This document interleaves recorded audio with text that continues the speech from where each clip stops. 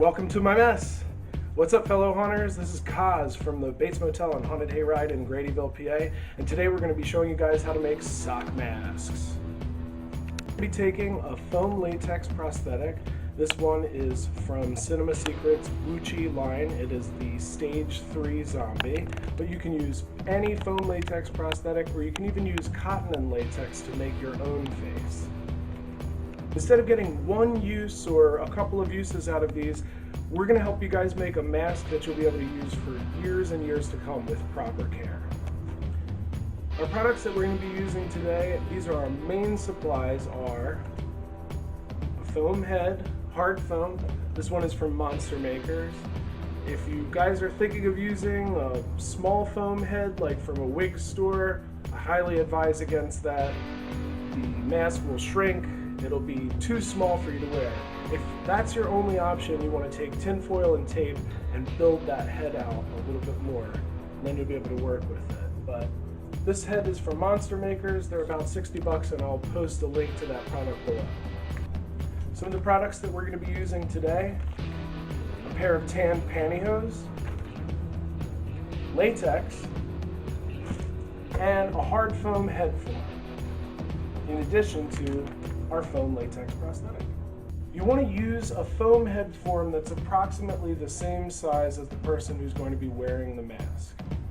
Very, very important. If you have to use one of those small styrofoam heads that they have at wig stores and Halloween shops, you want to take some tinfoil and tape and build it out to roughly the same shape and size as the person who's going to be wearing the mask ultimately. First thing we're going to do is open up our pantyhose and stretch them over our foam head form.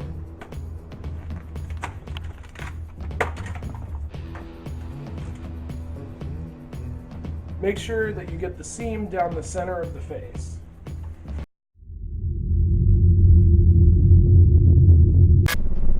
It's also always good to have a bunch of disposable brushes. These are 1-inch chip brushes. So typically this would be the part where we latex the prosthetic onto the stocking and the head form, but I'm going to do something a little bit special here. I'm going to take this protective spray stock from HDX. You can get these at Home Depot, places like that. This is going to really make our scarecrow pop. It's going to make his face look like it's bursting out of a cloth sewn bit around his head, and it will really make the look come together nicely. So you'll see in the end. We're going to put that on first and latex and stitch it down, and then we're going to add our prosthetic. You'll notice that the opening is not quite big enough for the mask. It's to go around goggles, so we're going to cut out a good bit more, and we'll even save that scrap for use later.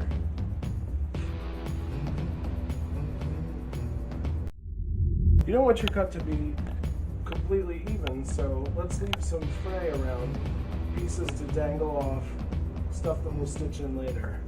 Again, with the scarecrow, more chaos, more whip stitching, more things around the perimeter, make it more interesting. Also, make sure to check the different angles. A lot of people love to build these on a Lazy Susan so they can keep turning it. Sculptors use that too. I lost my Lazy Susan, moved around a lot at some point, don't have one with me, so I'll just be tilting mine. Any good makeup artist would tell you, you always want to adhere the center line of the face first, and to only put glue here, place down on the actor, and glue, apply the rest of the glue to the sides from the face once you get it centered. You certainly can do that when you're building a sock mask. I'm just going to go for broke. The big thing that you don't want to do is to get any glue where the eyes are. And I'll explain why a little bit later, but basically it has to do with giving you the option to leave this mesh as a see-through look where you just have dead eyes as opposed to seeing the actor's eyes. It's always an option to cut the eyes out, but this makes a really interesting look to airbrush or spray paint in the eyes and then leave a dead eye look where the eyeball of the performer isn't really visible.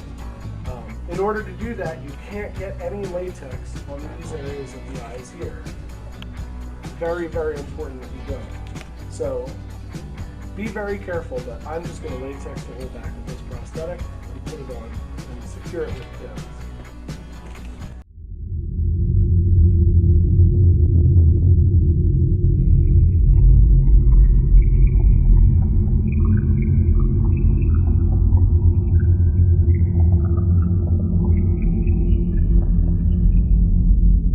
Make sure that you're going in and out and catching the pantyhose underneath of all of the fabric as you go through.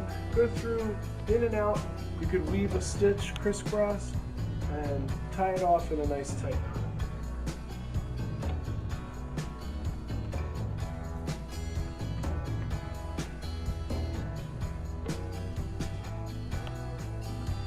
You're going to stab your styrofoam maquette a little bit.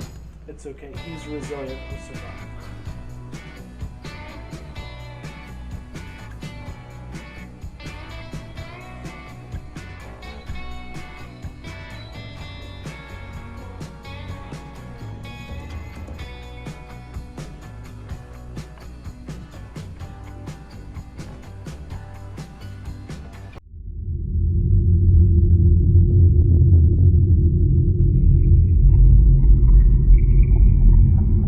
Stitch. I'm going to hold the burlap and the upholstery fabric together. Notice how this fringe gives a nice straw effect. I'm going to hold this together back here behind the peak in the painter's hood so that you can see all the different layers, and I'm going to put a stitch right there. Again, making sure my thread goes through everything.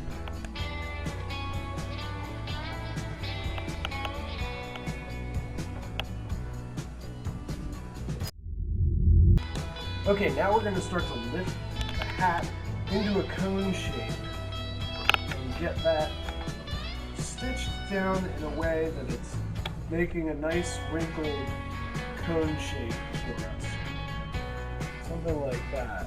And if you have a nice shape, you try to hold it there and then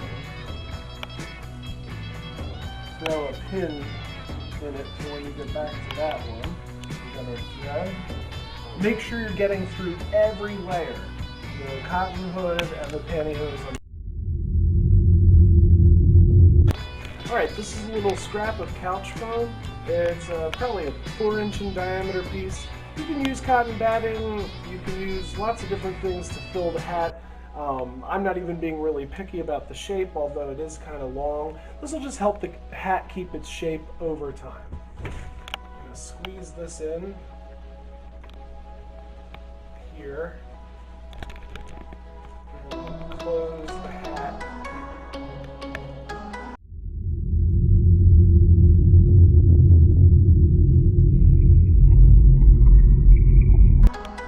I'm going to throw a little bit of latex underneath it there just to make sure that that's glued down. You can also use Super 77 by 3M, available at most Home Depot hardware store. I just want to use the same product. This will do the trick for me.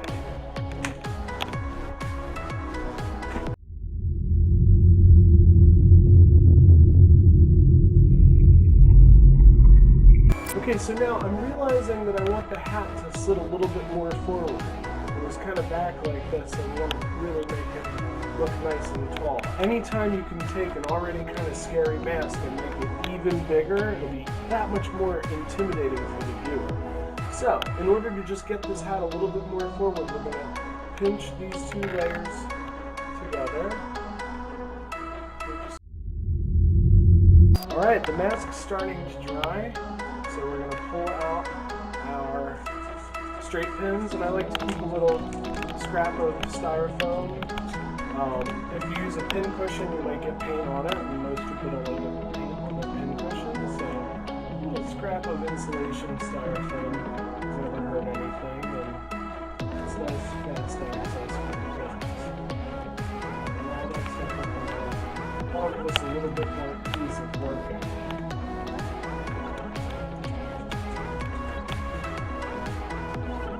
Always check for pins. You don't ever want to hand anyone a mask that still has a pin stick.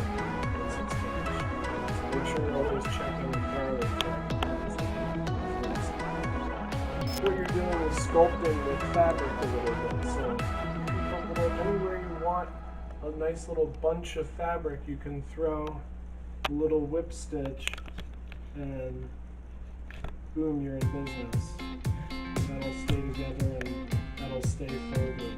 We're going to treat everything with a little bit of a latex bath, latex watered down with ammonia, just to help it keep its shape after. And then always with the scarecrow, leave your stitch dangling because it just adds more visual interest. Alright, now we're going to accentuate the little sock that's underneath our scarecrow that the zombie face is bursting out of. Our paint here is almost dry, so we'll be ready to put the next coat of color onto that very soon, but for now we're just going to do a little stitching here to show off the sock, and some stitching across the brim. We can do this in different colors. You can use the color that's close to the straw color, or you can use black embroidery threads on anything that you really want to see. So this stitching here I really want to see, so I'm going to use black.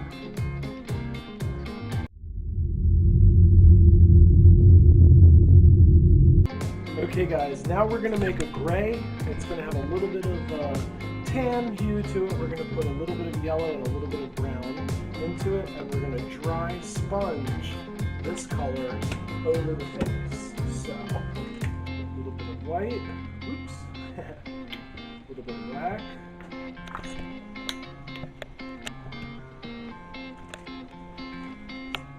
little bit of yellow,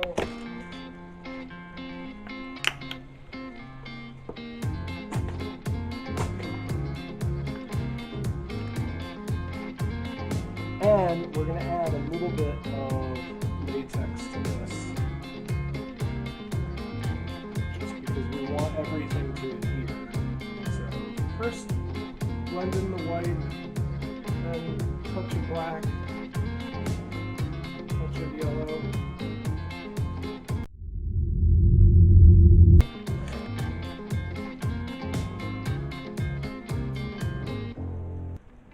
Good to work very slowly at this point. Okay. Nice and dry. Dab off all your excess. And what this does is keeps all the low details of the makeup intact and all of the high stuff nice and bright so you can see it.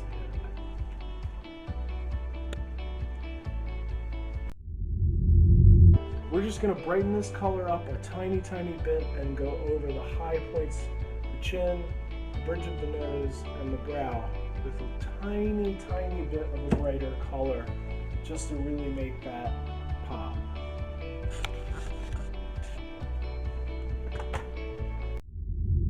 Alright guys, we're going to save a lot of the detail work for a second video, so make sure you stay tuned for that.